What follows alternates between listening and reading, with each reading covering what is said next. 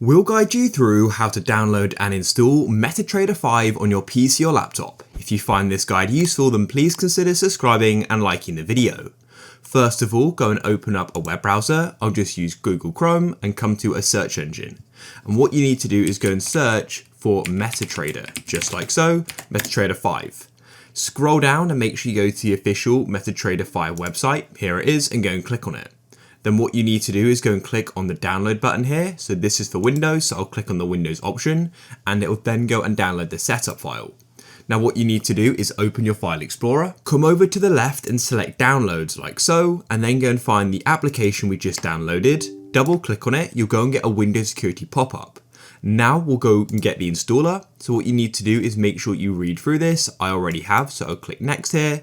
And now it's going to go and start the process. So all you need to do is wait. It's now finished, so I'll click on finish. MetaTrader goes and opens up, as you can see. And also if I go and close off this, you also get taken to the MQL5 website where you can register to unlock all the MetaTrader 4 or 5 features. But that's it, you've now installed it. It goes without saying, but with trading, you can make money, but also go and lose it. So make sure you do this at your own risk, but you've now installed it.